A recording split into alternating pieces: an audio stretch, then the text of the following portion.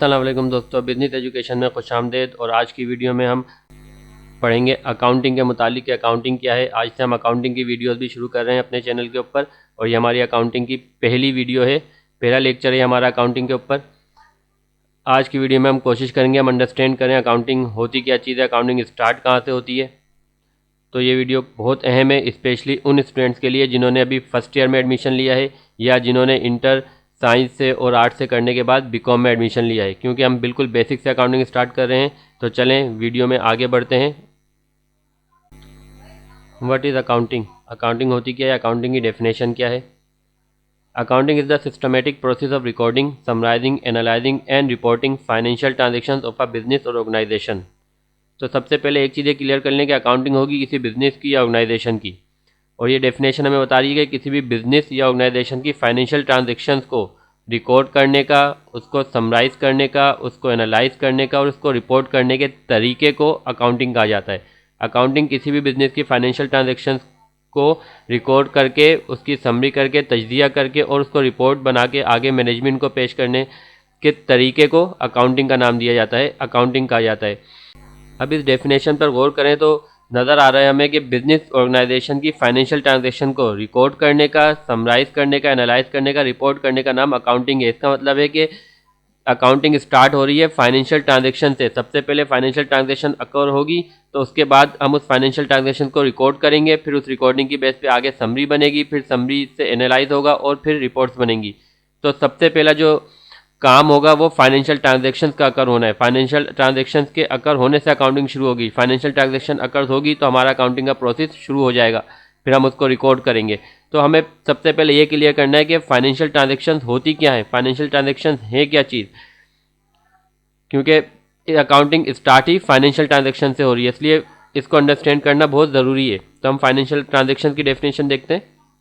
Financial transaction is an event that impacts on the monetary value of a business और organisation. इसका मतलब है कि कोई भी ऐसा इवेंट जो किसी भी बिजनेस की वैल्यू पर मॉनेटरी इम्पैक्ट डाले, मतलब मॉनेटरी इम्पैक्ट का कि बिजनेस की value in form of money, उसकी समझ लें, हम इसको हम प्राइस भी बोल सकते हैं कि बिजनेस की value in term of money या प्राइस बढ़ जाए या कम हो जाए, तो ये कहलाएगा फाइनेंशियल ट्रांजैक्शन। कोई भी ऐसा इवेंट जो बिजनेस की वैल्यू को बढ़ा दे इन टर्म ऑफ मनी या in term of money business की वैल्यू को कम कर दे, तो फाइनेंशियल ट्रांजैक्शन कहलाता है। अब हम फाइनेंशियल ट्रांजैक्शन की एग्जांपल्स देख लेते हैं। On 2 July 2019 purchase goods on cash ₹20,000। 2 जुलाई 2019 को गुड्स परचेज की हैं कैश के ऊपर, तो ये एक फाइनेंशियल ट्रांजैक्शन है, क्योंकि इसमें कैश के ऊपर हमने 20,000 रुपये का सामान परचेज किया है, ख़रीदा है। दूसरी मिसाल देख लेते हैं। 5 जुलाई 2019 सेल गुड्स ऑन कैश ₹8,000, कि हमने गुड्स सेल कर दी कैश के ऊपर 8,000 रुपये में, ये भी फाइनेंशियल ट्रांजैक्शन है। एक और मिसाल देख लेते हैं। 8 जुलाई 2019 पेड सैलरीज टू स्टाफ ₹2,000। 8 जुलाई को सैलरीज पेड कर दी स्टाफ की 2,000 रुपये, ये भी एक फाइनेंशियल ट्रांजैक्शन है। लिहाजा हम कह सकते हैं कि अकाउंटिंग स्टार्ट होती है फाइनेंशियल ट्रांजैक्शन के अकर होने के बाद। जैसे ही फाइनेंशियल ट्रांजैक्शन अकर हो जाती है, हमारा अकाउंटिंग का प्रोसेस स्टार्ट हो जाता है। और स्टार्ट होता है recording, summarising, analysing and reporting financial transactions of a business और ऑर्गेनाइजेशन। फाइनेंशियल ट्रांजैक्शन को अंडरस्टैंड करने के बाद अब हम चलते हैं रिकॉर्डिंग की तरफ, कि रिकॉर्डिंग क्या होती है। रिकॉर्डिंग का किरदार बहुत अहम है अकाउंटिंग के अंदर, क्योंकि अगर रिकॉर्डिंग सही होगी फाइनेंशियल ट्रांजैक्शंस की, तो उसकी बेस पर हमारे आगे की समरी भी सही बनेगी, तजजिया भी सही होगा, रिपोर्ट भी सही बनेगी। हम ये कह सकते हैं कि रिकॉर्डिंग का किरदार अकाउंटिंग के अंदर ऐसा है जैसे किसी भी इमारत में उसकी बुनियाद का किरदार, क्योंकि अगर बुनियाद अच्छी होगी तो पूरी इमारत ऊपर तक मजबूत होगी और सही बनेगी। इसलिए हम कह सकते हैं अगर रिकॉर्डिंग सही है तो आगे की हमारी समरीज भी सही होंगे, एनालाइज भी सही होगा और रिपोर्टिंग भी सही होगी। इसलिए रिकॉर्डिंग बहुत अहम रोल अदा करती है अकाउंटिंग के अंदर। अकाउंटिंग के अंदर फाइनेंशियल ट्रांजैक्शंस को रिकॉर्ड करने का एक खास तरीका है, उसी तरीके के तहत फाइनेंशियल ट्रांजैक्शंस को रिकॉर्ड किया जाता है। उसका हम rule of recording of financial transaction कहते हैं, जो डबल एंट्री बुक कीपिंग भी कहलाता है। डबल एंट्री बुक कीपिंग के तहत फाइनेंशियल ट्रांजैक्शंस को अकाउंटिंग में रिकॉर्ड किया जाता है।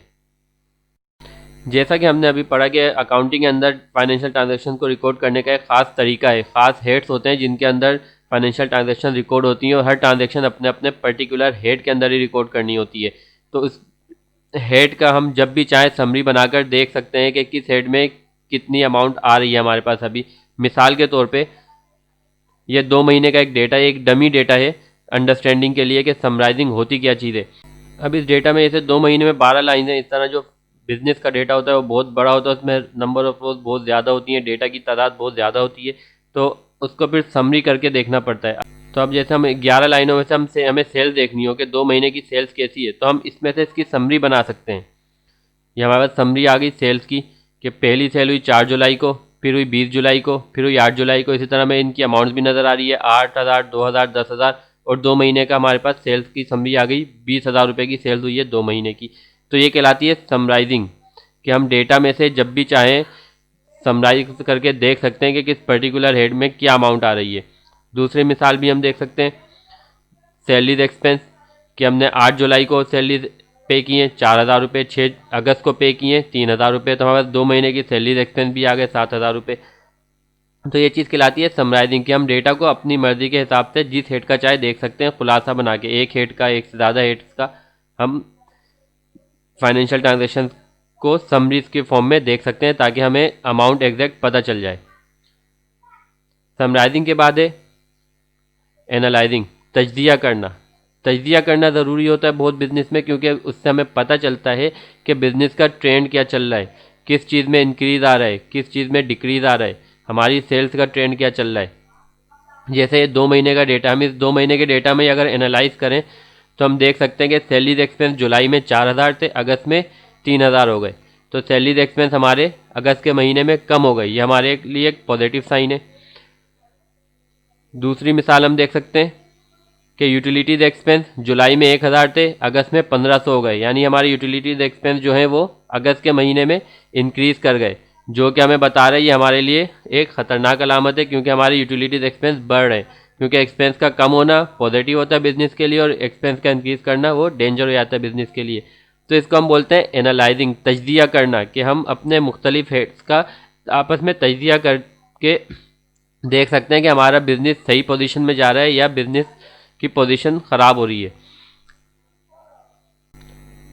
आखिर में हमारे पास है रिपोर्टिंग, और रिपोर्टिंग बहुत ही अहम हिस्सा है अकाउंटिंग का, क्योंकि रिपोर्ट्स के ज़रिए हमें पता चलेगा कि हमारे पूरे साल की एफर्ट का रिज़ल्ट क्या आया है, हमें कितना प्रॉफिट हुआ है या हमें कितना लॉस हो गया। रिपोर्ट्स अकाउंटिंग में बहुत सारी होती हैं, मगर इनिशियल स्टेज पे हम 3 रिपोर्ट्स पढ़ेंगे जिनके मुतालिक पेपर में सवाल भी आ जाता है। Income statement, balance sheet, cash flow statement. Income statement हमें ये बताती है कि पूरे साल के अरसे में हमें क्या बचा, कितना हमें प्रॉफिट हुआ या हमें कितना नुकसान हो गया।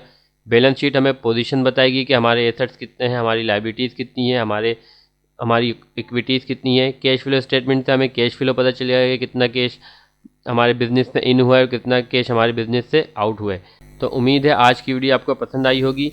अगर अभी तक आपने हमारे चैनल को सब्सक्राइब नहीं किया तो सब्सक्राइब कर लें, ताकि हमारी आने वाली वीडियो आपको मिलती रहें। अल्लाह हाफिज़।